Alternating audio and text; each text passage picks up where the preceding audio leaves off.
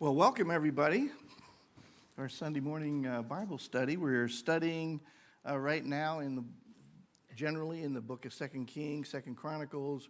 We're in the divided kingdom part of a study 3.5 years through the Bible, and so we're going in to be studying in lesson 10 to start with. We'll be starting our questions in our question 3A on your sheet there, but we'll have a couple of preliminary things before we get to that particular question. Okay, so as a way of review, again, going through the time periods of the Bible, as we start off with before the flood, the scattering of the people, the patriarchs, the Exodus, wandering in the wilderness, invasion and conquest, the judges, the United Kingdom, the divided kingdom, Judah alone, the captivity, return from captivity, the years of silence, the life of Christ, the early church, and the letters to the Christians. And so in lesson 10, we are in the divided kingdom part of that, and a little bit, almost halfway through that period of study. And we're going to be talking about specifically the minor prophet of Obadiah, and of course Elisha, who we've been spending some time with already. And this is the time frame where we're working from this period. You can see Obadiah snuck his way onto my chart over here. And he's specifically over on this side because he's talking to the king over in Judah. And then we see Elijah and Elisha over here on this side. And so we're going through this period of time where the kings in Judah and over in Israel are having a hard time picking out. There was a shortage of baby names, I think, was going on here because everybody's named the same thing. So it can be confusing. So we'll try to keep that from being too confusing. So we were talking about some important applications at the end of the last class for this particular lesson. And of course, Obadiah comes into the picture here. He told Edom that pride made them think that they were invincible, and of course pride comes before a fall. We want to remember that. We want to think about in Naaman, a Gentile. He was blessed when he sought God, and God cares for all the people of the world, and we see that demonstration in his son. And then we need to be careful not to be greedy like Gehazi was. And Gehazi, we're going to talk about him a little bit. He's been spending a lot of time with us here as he was working with Elijah. And so, again, the love of money is the root of all sorts of evil. We're going to see that in his life. And then the Samaritans could not see how God could change their circumstances in a single day, and yet he did. And so we have to pray in faith. Sometimes those tough situations we get in, and doubting God is not the way to win. Trusting in God is. So we'll think about that as we go along. So we went through question 1, 2, and 3. We dealt with the issue of the widow and the oil. And as we were talking about that, again, the woman's faith here was the story, what was happening there as she did basically all of the right things that she should have done with that.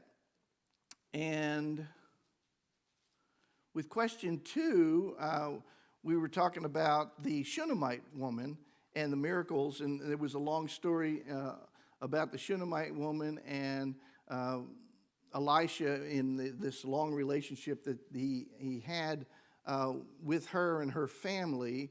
And so pop those up here. And there were a number of miracles that were performed. The prophesying of the birth of her son, that prophecy, of course, came true. It reminds me a lot of Sarah and Abraham, that kind of a situation. And of course, Elisha raised her son from the dead. So again, that was something that was significant in there. And so then we're going to deal with some more of the things associated with Elisha, and we had this story of the poison stew that came up, and as we were eating at Helen's restaurant last night, and then the zucchinis, the yellow squash, delicious by the way, but these guys had some problems selecting what to put in their stew. And when they selected these gourds, they turned out to be poisonous.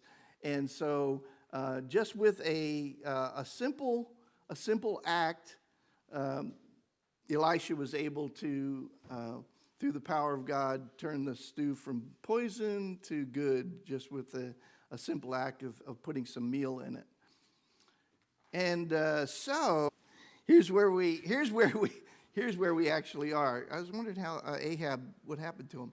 Okay, King Ahab has just been killed. Is where we are in this, and so as a result, we have Ahaziah is taking over as the king there, and we're still dealing with King Jehoshaphat back in Judah. Okay, this is where we've been. We've been with Jehoshaphat for quite a while. So there were some things that happened with Ahaziah. He wasn't around for a long time, but as a result of his being not faithful to God, Israel was continually pounded on all sides by invading armies and things. And so, for instance, Moab during this period of time, he rebelled, and so Ahaziah, and you guys, we talked about this last week, where he was out walking around on his roof, and he fell through the lattice, and turned out that was mortally wounded.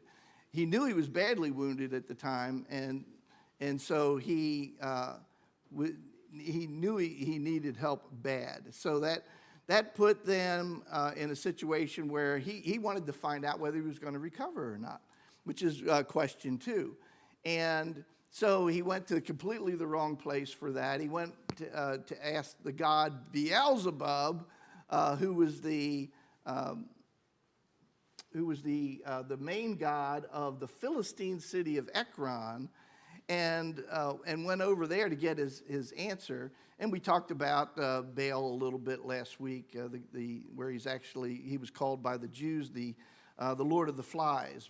And that was the word that they used to describe him, because he was so disgusting. And so he sends out folks to meet the prophet of the Lord to find out what is going on. And he meets, of course, Elijah on the way. And Elijah, in 2 Kings chapter 1, verse 4, tells him, basically, don't even bother getting up, because you're not gonna live. And so, and sure enough, Ahaziah dies. And so, as we get into the question 3, we're in this period where now Ahaziah finds out he's going to die, and he summons Elijah to him. And it was the whole process that he went through in sending the folks that was showing the power of God. Because every time he would send a captain of 50 soldiers. So the 50 soldiers and the captain would go along with him, and they would go to try to bring Elijah in, but fire would come down. He did that 3 times, and then in the end, did the message change? Nah, it was the same. It was the same message at the end, and sure enough, he died. And so, again, showing the power of God. So that brings us to where we are today. And the replacement king for Ahaziah. And so this begins the process of now the confusion with the names. Okay, so who was the replacement king? Who was the one that replaced Azariah? Okay, Jehoram or Joram. Either one of those names would work for either king on both sides, okay, as far as that works. And this was Ahaziah's younger brother, and he reigned for 12 years. So Again, how bad a king was or not necessarily is reflected in how long they stuck around. And again, this guy did a lot of damage. He was around for 12 years. And there were some good things and some bad things that he did. If you had to look at something good that he did, what would be something that God points out here that was a good thing during his reign? Remember, we had some situations about the god Baal and that was always a problem in both kingdoms. But seeing that problem in Judah causes a little bit more of a problem than we're used to. So that was the one good thing that he did. He put away the Baal pillar that had been built by Ahab. But ultimately, in 2 Kings 3:3, we see that, look at the focus. The sins of Jeroboam, which misled Israel, and he didn't go in a different direction than that. So it was one of those things where he was continuing the tradition of Jeroboam up in Israel. Okay, question 4. Who was anointed to replace Elijah and then became his servant? Elisha. Okay, right. Again, the names are pretty similar here, so keeping an eye on that is Elijah only shows up for a short period of time, but a significant period of time. How does Elisha look at Elijah? If you had to give kind of a comparison. Yeah, this is very much like a father and son situation. And it carries on through, and it shows up in how Elisha treats Elijah. Okay, so question 5, Elijah and Elisha travel to what 3 places, and what miracle does Elijah perform? Okay, so where did they start out in this whole last part of Elijah's travels? What city they start out in? Nope, they don't start out there, actually. That's where they're going to go to. Yes, they start in Gilgal, okay? And Gilgal on the map, if you look at it, just very close to Jericho, little ways from you can see how the relationship between Jerusalem and on the west side of the Jordan River. And so they start out there, and the discussion that goes on to each place they go is always the same. And so they end up first going to Bethel. And when they get to Bethel, who's at Bethel? Sons of the prophets. Okay.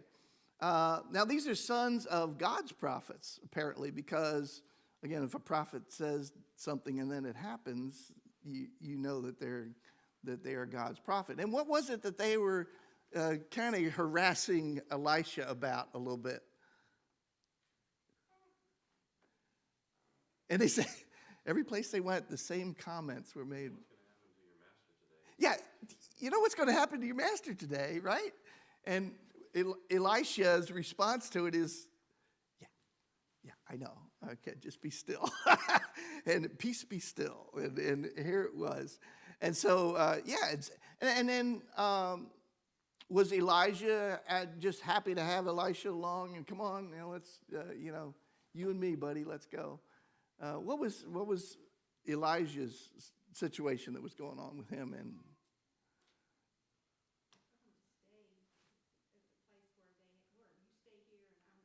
yeah, I'm going on. God wants me to go over here, and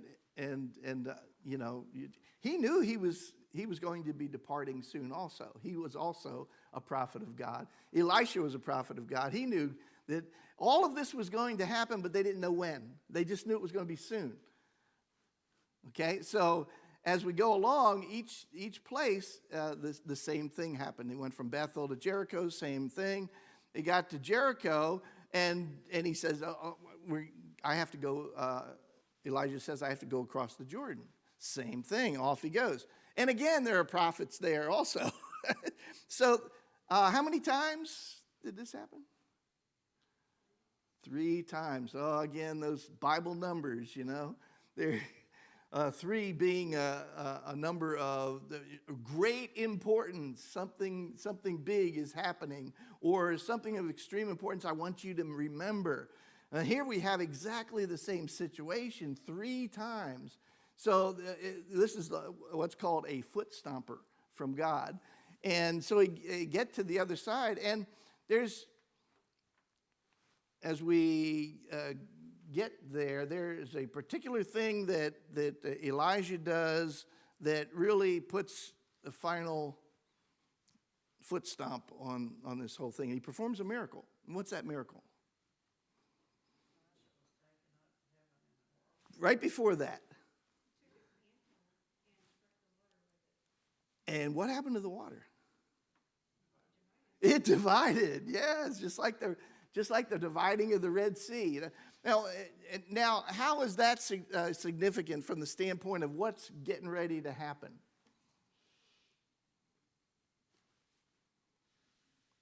When the children of Israel went through the Red Sea, it was a dividing point between what dispensation and what dispensation?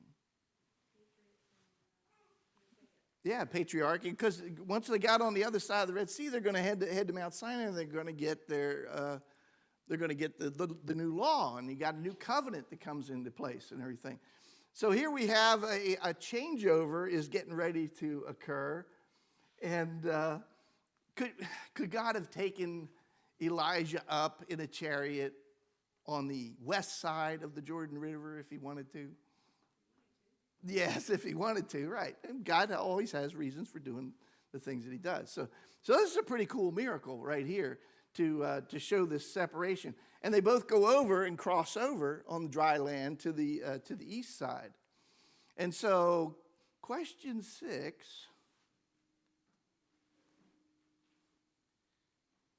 We're just having all kinds of fun today. All right, here we go. What happens to Elijah at the end of his life when it's not the typical thing for a man at the end of his life? Okay, yeah, that's not typical. So you have this the flaming chariots come through and it takes Elijah away, and he drops his mantle back and leaves that on earth, and off he goes. Now, was there any interaction between Elisha and Elijah that occurred that was going to turn out to be significant for Elisha? They had a little conversation before Elijah got taken away. Well, a double portion, yeah.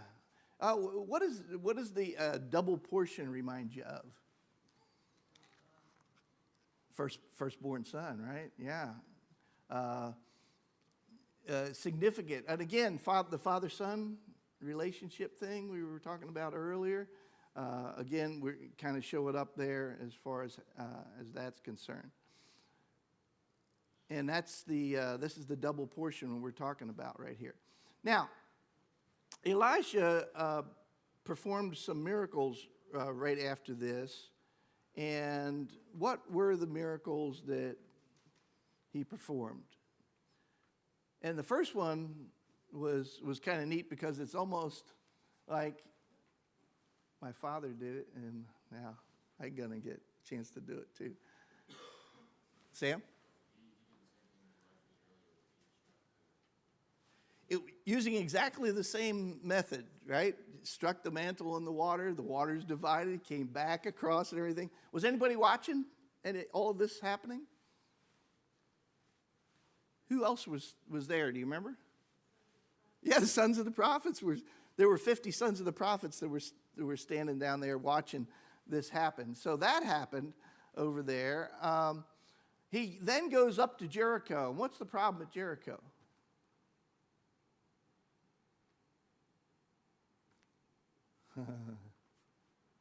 Go ahead, Jesse. That's where the water is bad. Bad water. It healed the bad water. Okay, yeah, he healed the bad water. That's right. So he changed the water from bad to good. And that was something. And then there's one that most of us are familiar with, and those that have, like Penny, that have taught the kids down in class downstairs, kind of use this as one of Elisha's great miracles. And it was some rather rude young folks that were walking around and making horrible comments about those of us with beautiful heads. What was the circumstances there? Bill, you know this one, right? us bald folks have to stick together. Chicago Bears. Yeah.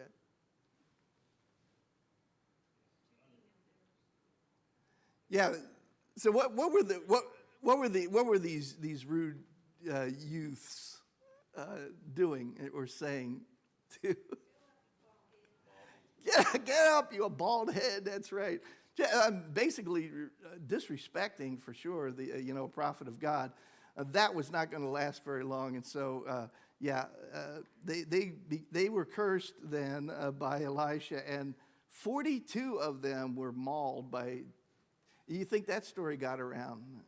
Probably, big time. So, okay, question 8.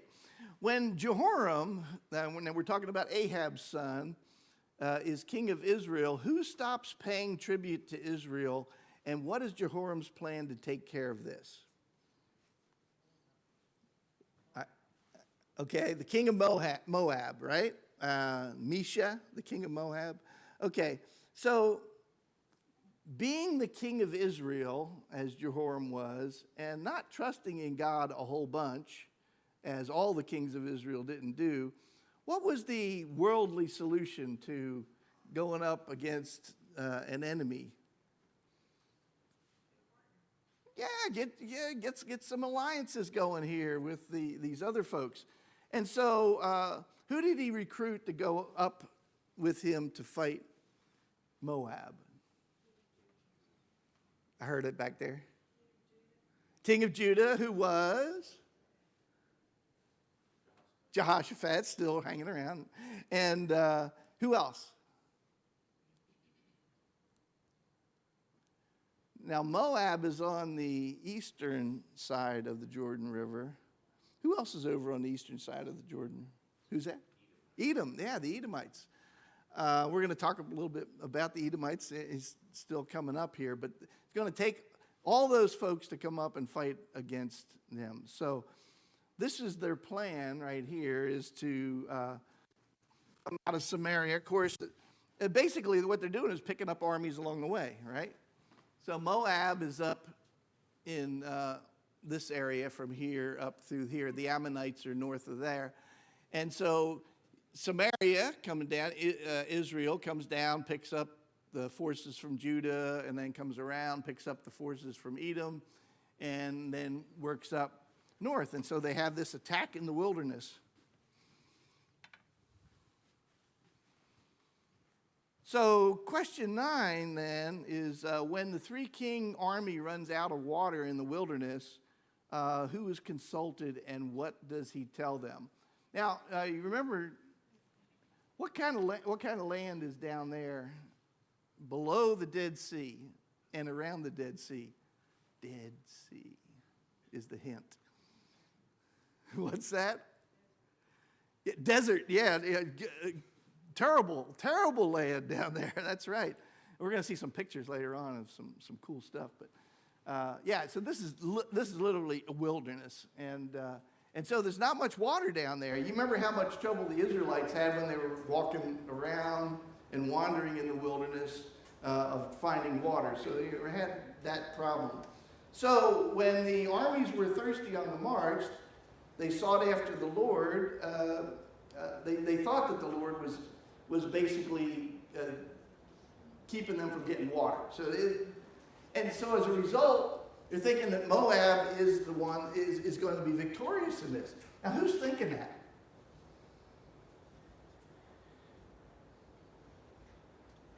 Remember, there were 3 kings there. You had the king of Israel. Godly, not godly. King of Israel. Not godly. Okay. King of Edom. Not godly. Not godly. Okay. King of Judah.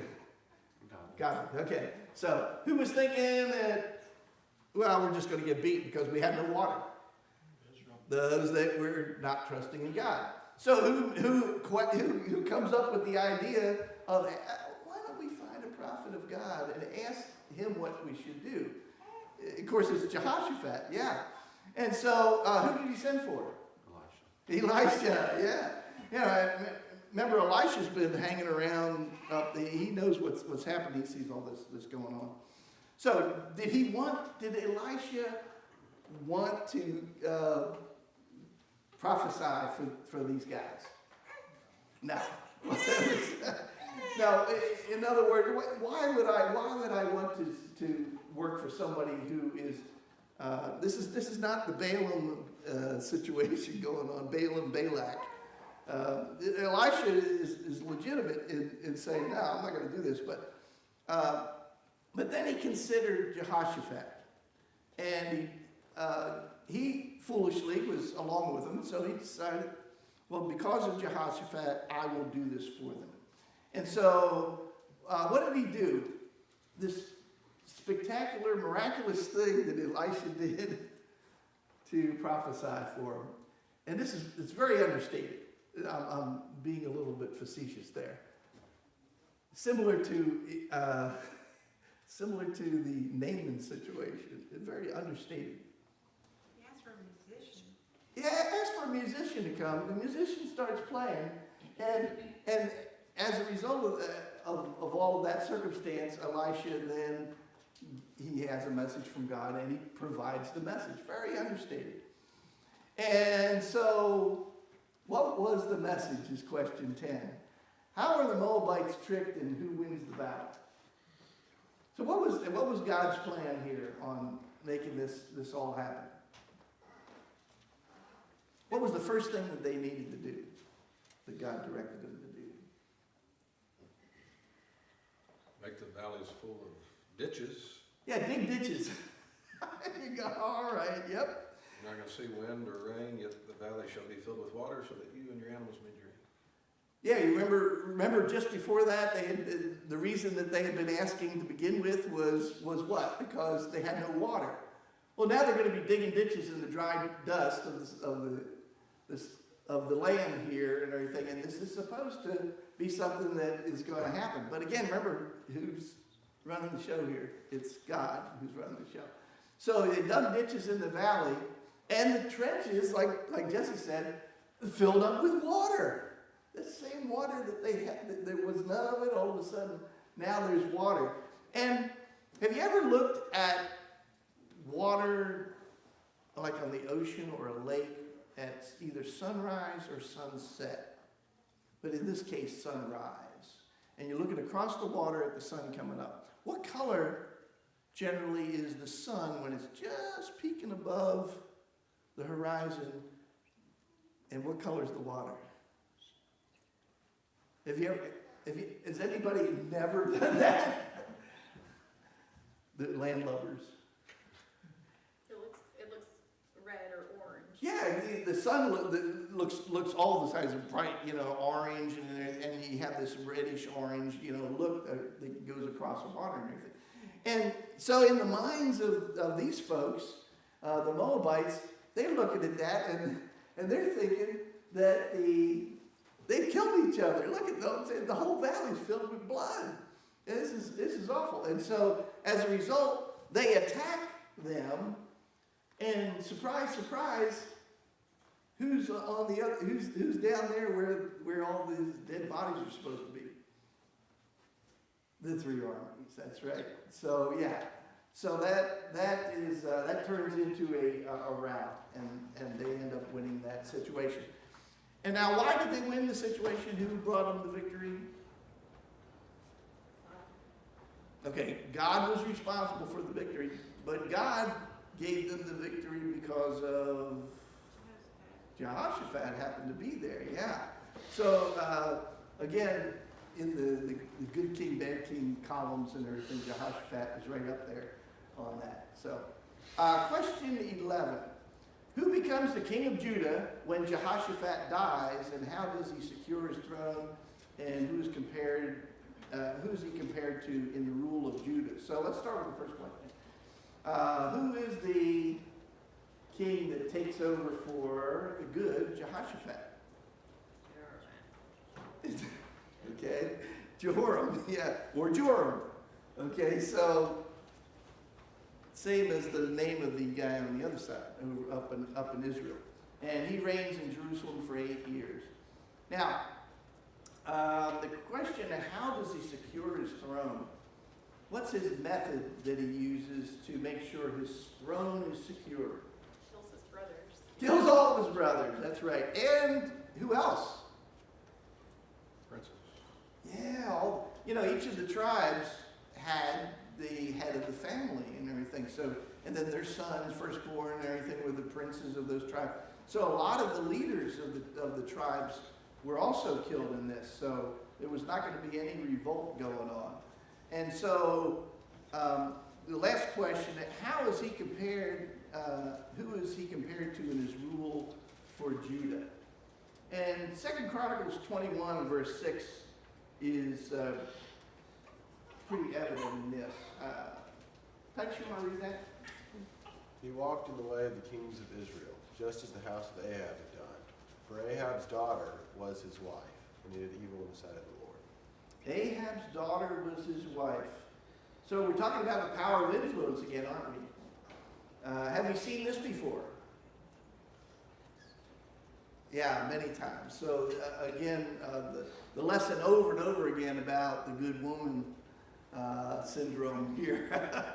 This is definitely coming into place and having a major impact here. It had an impact on Solomon. It had an impact on, you name it. Every time it has an impact. So question 12, who does Elijah send a letter to, and what does it say? So we're backing up in the time frame a little bit over here when we were talking about the kings of Israel. Elijah and Elisha have already changed over, but back over here while Jehoshaphat was still alive and Elijah was alive still, Elijah sent a letter to who? Okay, to which Jehoram? This is why we're bringing this one up at the time. Elijah spent most of his time prophesying to who? Which kingdom? Israel. But this is a letter sent to Judah. But look who it's sent to. The king of Judah at the time was one of those few bad kings that he had. So, so let's turn over to 2 Chronicles 21, because you can't miss this opportunity. And I call this the sad tale of an unfaithful king. And what I'd like to do is go through and let's each take a verse, starting in chapter 21, verse 1. And we want to go through this because this puts it all in perspective here. So let's start over here with Titus, and we'll work up back there. Miss Rhoda, you gonna can you read today? Me? Yeah. Okay. All right. So we'll go from Rhoda, then over here, Sue. We'll pick up and then go back, and then up to when we get to the back. And you guys can participate back there, Norm, when it comes to you. All right. Starting at verse 1. Then Jehoshaphat slept with his fathers and was buried with his fathers in the city of David. And Jehoram his son became king in his place.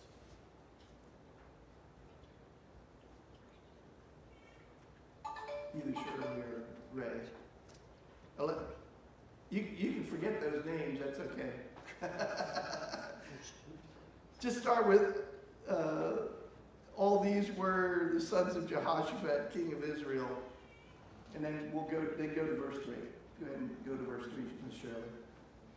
Their fathers gave them great gifts of silver and gold and precious things with fortified cities in Judah, and gave the kingdom to Jehoram, and he was the firstborn. Verse 4. Now when Jehoram was established over the kingdom of his father, he strengthened himself and killed all of his brothers with swords, and also others in the princes of Israel. Jehoram was 32 years old when he became king, and he reigned 8 years in Jerusalem.